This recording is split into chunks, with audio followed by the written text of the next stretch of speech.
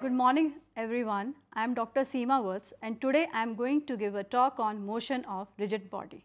The objectives for today's lecture are, we will be going to define the center of mass, we will explain why the motion of rigid body is a combination of translational and rotational motion. We will also be defining moment of inertia and discuss the physical significance of moment of inertia. In this, let us start what is a rigid body. A rigid body is a one in which the separation between the constituent particles does not change with its motion. So, what does this definition implies? This implies that the shape of the rigid body is preserved during its motion. Examples of rigid body are a solid body like cricket ball, a wooden block, a steel disc, or thin moon. Well, the question arises, is a heap of sand is a rigid body? We say a heap of sand is not a rigid body because any disturbance can change the distance between the two particles. How the rigid body is different from point mass? Well, a point mass is an approximation in which the distance between the two bodies are very large compared to their sizes.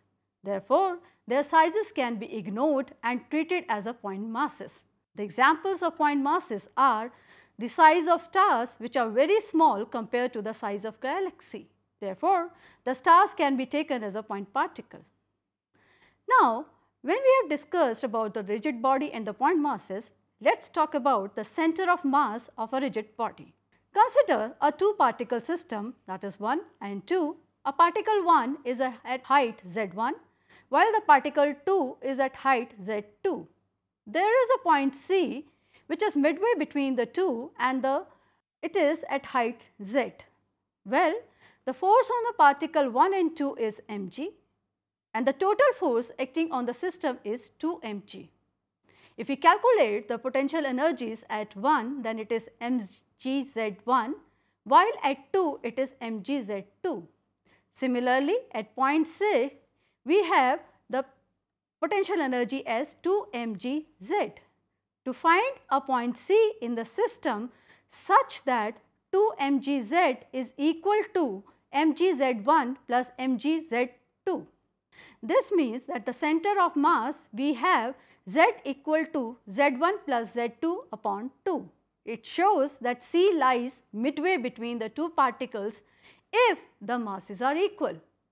Let us see what happens when the masses are unequal. Then the equation changes and we have m1 plus m2 in brackets multiplied by g and z, it is equal to m1g z1 plus m2g z2. When we rearrange the equations, what do we get? We get the final equation as z is equal to m1 z1 plus m2 z2 divided by m1 plus m2. Therefore, the point C is having this coordinate and it is called as the center of mass of the system and it is basically a mathematical tool. Now, we should define Cm. The question arises, why should we define Cm so precisely?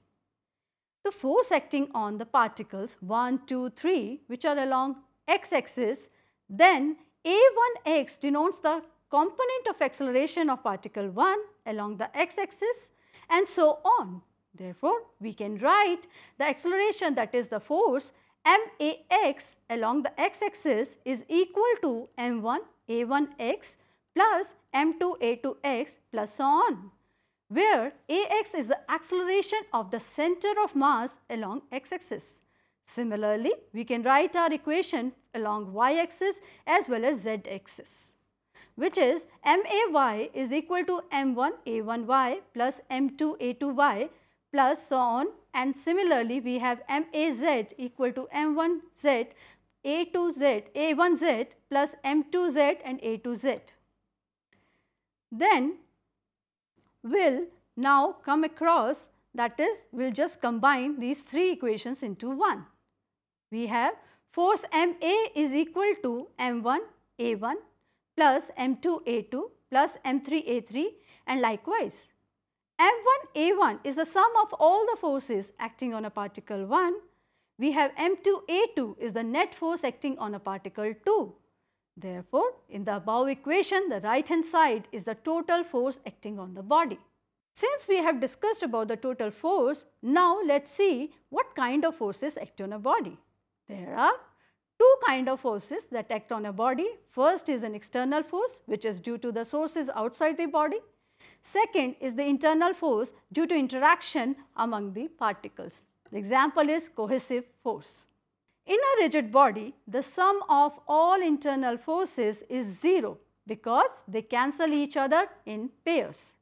And the sum of all external forces is responsible for the acceleration of the individual particles of the body, which is given by ma is equal to F external. So, now we can define, that is Cm. The Cm of a body moves as though the entire mass of the body were located at that point and it was acted upon by the sum of all external forces acting on the body. Now, we got the answer to our question that why do we define Cm so precisely? Because there is a simplification introduced in the derivation once Cm is defined, and we need not deal with millions of individual particles now. Only Cm is to be located to determine the motion of the body. Also, motion of Cm is determined by the external forces and internal forces have no role to play. Let's consider the path of Cm in case of a projectile motion of a body. For this, let's take up this figure. There is a bomb which is being thrown and it has a projectile motion. But what happens, this bomb explodes midway. All the fragments, they are being distributed in the air. But the path of Cm, it remains unchanged. Here, there are 2 points to be noticed, that is the explosion is caused by the internal force, while the external force due to gravity, it remains unchanged. Therefore, the gravity, it remains the same. Therefore, the path of the Cm, that is the center of mass, instead the particles are distributed here and there in the air, it remains same, that is parabola in case of the projectile motion. Let's consider the center of mass of some bodies. Let's we have a triangle. Then the question arises, what is the position of center of mass? In a triangular plate, the point of intersection of 3 medians is a center of mass for a triangle. Now, you can see the different shapes, that is a circle and a polygon. Then the Cm lies at the geometrical center of the figure. Similarly, for cylindrical shape and a sphere shape, we have again the geometrical center of the figure is the center of mass. Similarly, we can find out for the other shapes like that is pyramid and cone. On the line joining vertex with center of base, we have at the h/4 of the height measured from the base. Figure with the axial symmetry, you can say we have Cm at some point on the axis of symmetry. Similarly, figure with center of symmetry that you can see on the left hand side, we have center of mass at the center of symmetry. Now, things to be remembered about Cm. First, Cm may be outside the body, that is in case of a ring. Also, when the two bodies revolve around each other, they actually revolve around their common center of mass. The best examples are stars in a binary system, Earth and Sun system. In Earth and Sun system, the mass of the Sun is very large compared to the mass of the Earth. Therefore, Cm is close to the center of the Sun. Let's talk about the translational motion of the rigid body. As you can see in the figure, there is a block sliding down with a particle V. There is a point P1, that is a particle P1 we have considered, and it remains the same when the block slides down and it moves with the same velocity V. When a rigid body moves in such a way that all its particles move along parallel paths, its motion is called translational motion.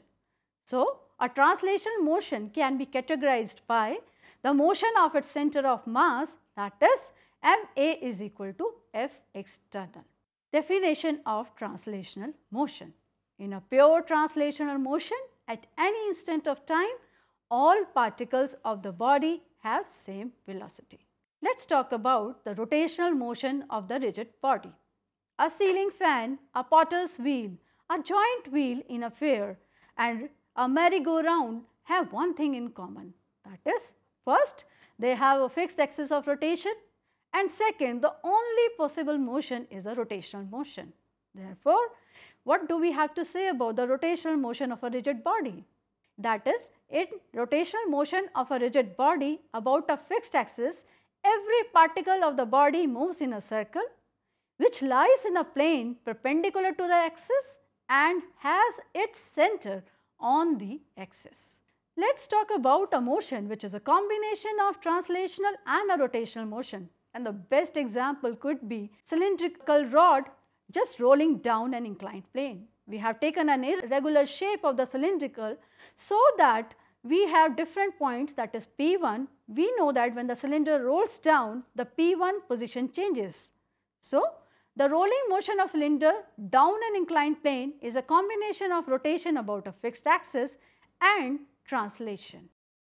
That is, the combination of translation and rotational motion, it can be defined in a way, that is, the motion of a rigid body which is not pivoted or fixed in some way is either a pure translation or a combination of translation and rotation. The motion of rigid body which is pivoted or fixed in some way is rotation. Let's come to moment of inertia. What is an analog of mass in rotational motion? Well, the answer to this is very interesting term, that is moment of inertia. Let us consider a plane lamina which has a center of mass at point C and it rotates about an axis through this point. Suppose particles of masses m1, m2, m3 are located at the distance r1, r2, r3 from the axis of rotation and are moving with the speeds v1, v2, v3 respectively as shown in this figure. Let us consider this rigid body of arbitrary shape. For this, to calculate the moment of inertia, we have drawn a different concentric circle, first having the radius r1 and a particle of mass m1 is located here. Then we have taken another concentric circle which is having a particle of mass m2 at a distance r2 from a point O. The particle of mass m3 at a distance r3, and this lamina is rotating about an axis which is passing through the center of mass. Now let us calculate the moment of inertia of this plane lamina. When this plane lamina is rotating with velocity v, we will consider each particle moving with their respective velocity v1, v2. Now let us calculate the kinetic energy of particle 1, which is equal to m1 v1 square by 2, the kinetic energy of particle 2, which is m2 v2 square by 2, and so on.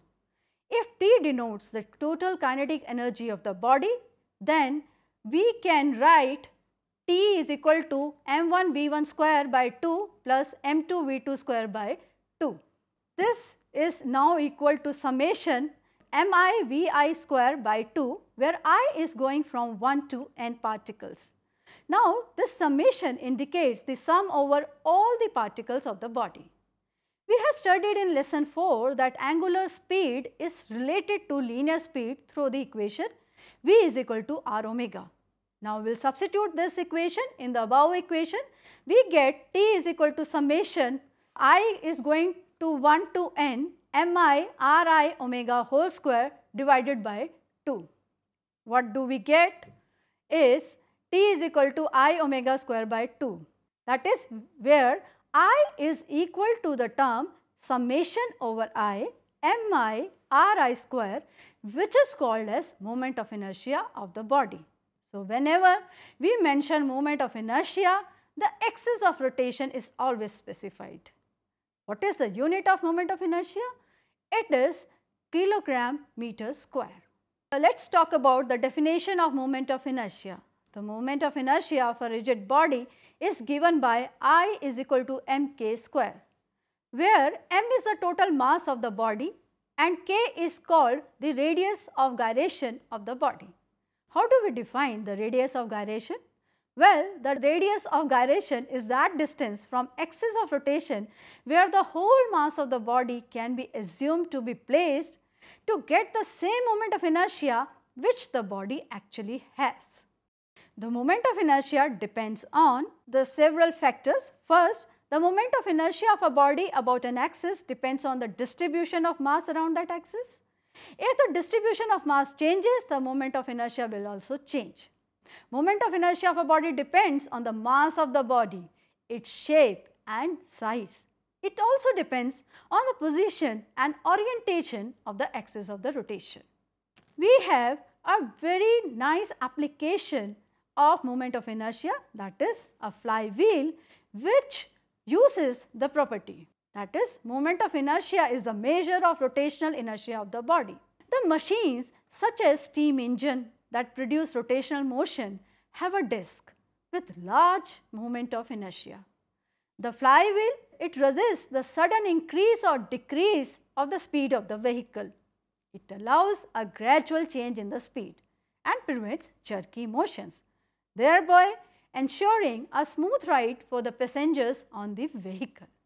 Let's talk about equation of motion of a rigid body rotating about a point O. For this, let's consider the figure in which there is a nail being attached at a point O. Here, this is a plane lamina and we take an axis which is passing through O, and we have a particle P which is located here and denoted by point P. We rotate this lamina through an angle theta so that this is being rotated and our point P, it reaches P dash. So, what can we write about the equation of motion of this rigid body which is rotating about an axis which is passing through O? First thing is that we have theta is equal to omega t, and there is an angular velocity if the body is moving through an angle theta, which is denoted by initial angular velocity, that is omega I, final angular velocity which is omega f, which is given by omega f is equal to omega I plus alpha t.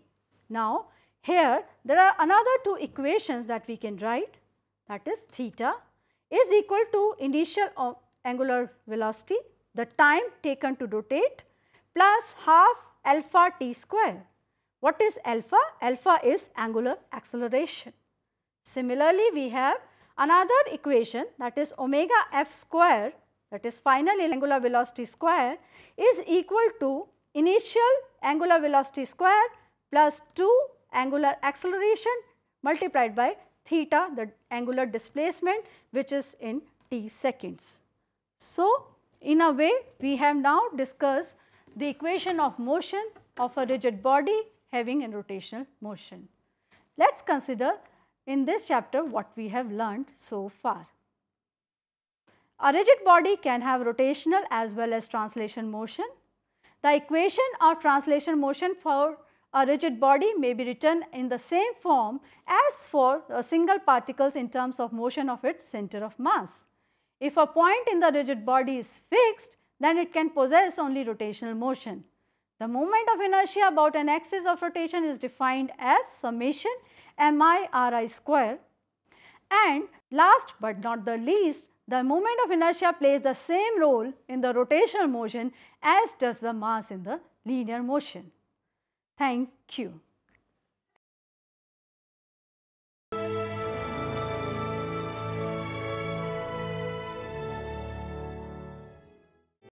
Hindustan के हर कोने में नौजवानों के पास प्रतिभा है, उन्हें अवसर चाहिए। NIOS देता रहा है युवाओं को अवसर आगे बढ़ने का। NIOS से पढ़ने वाले इन युवाओं ने किया है संस्थान को गौरवान्वित। दिव्यांगों ने बन के दिखाया है सबल और आत्मनिर्भर। NIOS के साथ आप भी जुड़िए NIOS के संग।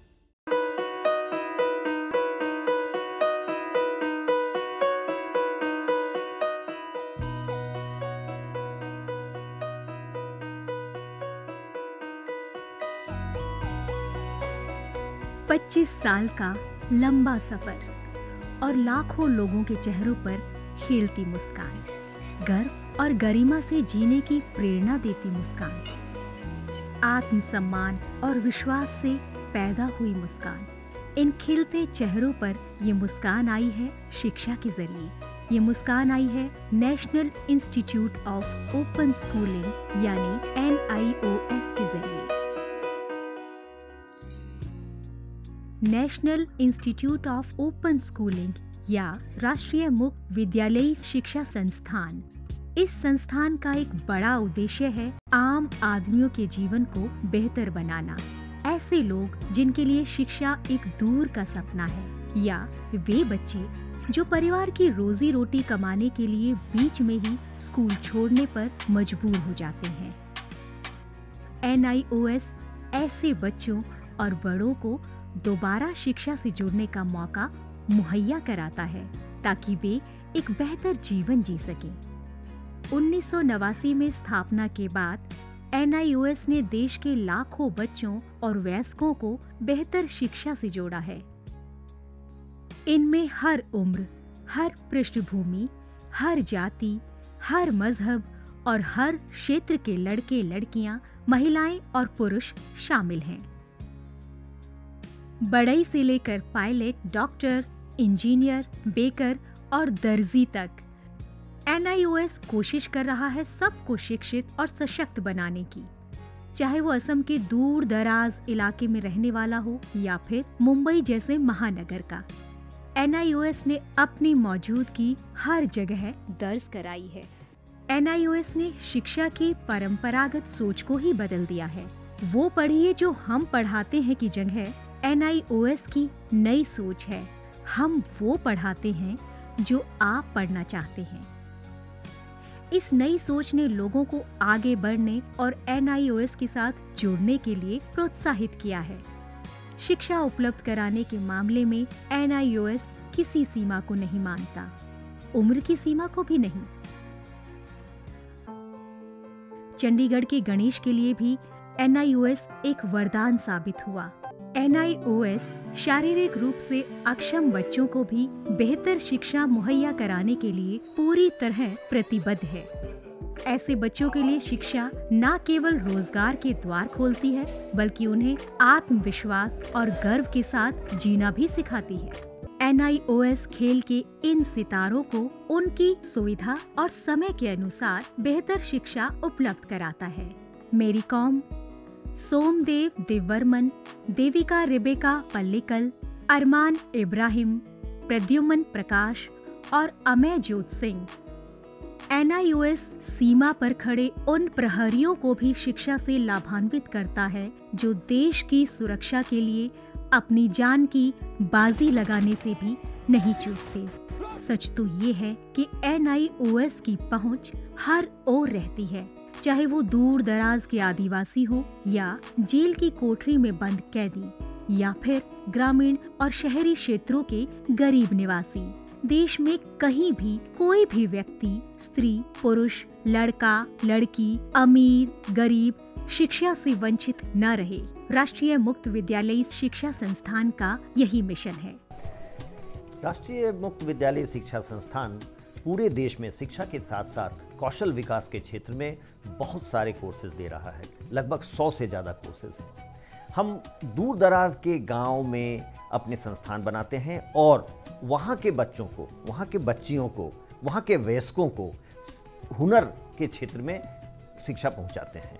आपको जानकर खुशी होगी कि अब हम आर्ट्स, साइंस, कॉमर्स जिन क्षेत्रों में 12वीं का सर्टिफिकेट दिया जाता रहा है, अब हम हुनर के क्षेत्र में, वोकेशनल एरिया में भी 10वीं और 12वीं का सर्टिफिकेशन करेंगे। तो वो बच्चे जो कृषि से जुड़े हुए हैं, कारपेंट्री से जुड़े हुए हैं या दूसरे क्षेत्रों से जुड़े हुए हैं, वो अपने ही क्षेत्र में काम करेंगे, सीखेंगे, हुनर पैदा करेंगे अपने में और सर्टिफाइड भी होंगे कि वो सर्टिफाइड कृषक हैं, खेतिहर हैं। तो आज तक जो हमारे देश में ये सोच रही है कि आप 12वीं पास तभी कहे जाएंगे जब भूगोल, अर्थशास्त्र, भौतिकी ये पढ़ेंगे, अब ये समय बदल गया है। ITI में जितने बच्चे पढ़ते हैं, लगभग 18 लाख बच्चे हर साल दाखिला लेते हैं। अब हम उनको सर्टिफिकेशन करेंगे। NIOS अपने छात्रों को माध्यमिक स्तर पर 26 और उच्च माध्यमिक स्तर पर 19 विषयों का विकल्प देता है। पढ़ाई किस माध्यम से करनी है, इसमें भी आपको लचीलापन मिलेगा। माध्यमिक स्तर पर ही 7 भाषाओं के अलग अलग माध्यमों का विकल्प मौजूद है। शैक्षणिक कार्यक्रमों के अलावा 86 वोकेशनल शिक्षा कार्यक्रम भी उपलब्ध हैं।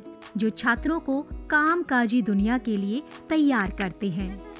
वोकेशनल प्रशिक्षण को अधिक सुदृढ़ बनाने के लिए NIOS ने ITDC, Cisco, Indian medical association जैसे कई सरकारी और गैर सरकारी संस्थानों के साथ भागीदारी स्थापित की है। आज लाखों छात्रों के लिए अपनी पसंद का स्कूल है राष्ट्रीय मुक्त विद्यालयी शिक्षा संस्थान यानी national institute of open schooling. NIOS ने एक लंबा सफर तय किया है, लेकिन मंजिल अभी दूर है। निरंतर विकास और नवीनीकरण के लिए NIOS सदैव प्रतिबद्ध है। शिक्षा का उद्देश्य महज रोजगार जुटाना ही नहीं है, बल्कि स्वयं को सशक्त बनाना भी है। NIOS लाखों छात्रों के लिए यही आत्मसम्मान दिलाने में जुटा है। लाखों लोगों के लिए एक आशा और उम्मीद है। National institute of open schooling. शिक्षा सबके लिए, कहीं भी, कभी भी।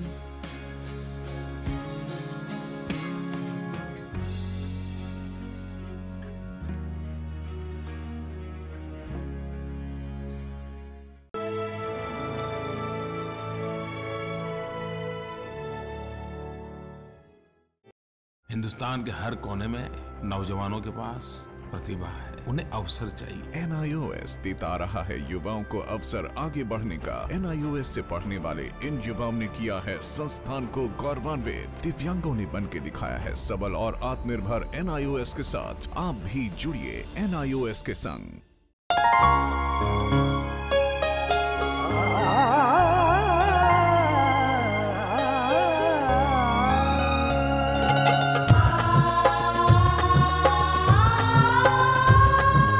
जीवन ये प्रकाशित करने, राहों को आलोकित करने, हम अपना दीपक स्वयं बने, हम अपना रास्ता स्वयं चुने।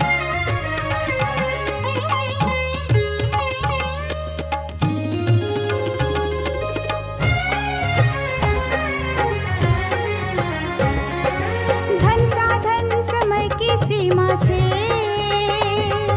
विद्यालय जो मुक्त हो, संसाधन समय की सीमा से विद्यालय जो मुक्त हो। कभी पढ़े हम कहीं पढ़े, वे विषय की लोच से युक्त हो।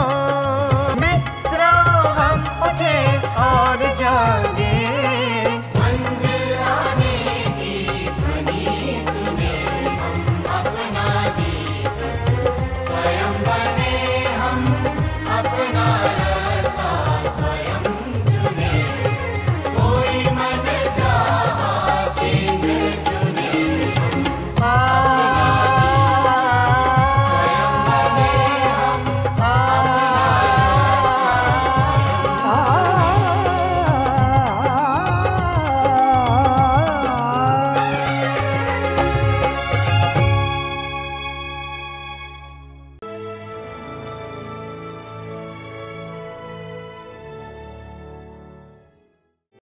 हिंदुस्तान के हर कोने में नौजवानों के पास प्रतिभा है, उन्हें अवसर चाहिए। NIOS देता रहा है युवाओं को अवसर आगे बढ़ने का। NIOS से पढ़ने वाले इन युवाओं ने किया है संस्थान को गौरवान्वित। दिव्यांगों ने बन के दिखाया है सबल और आत्मनिर्भर। NIOS के साथ आप भी जुड़िए NIOS के संग।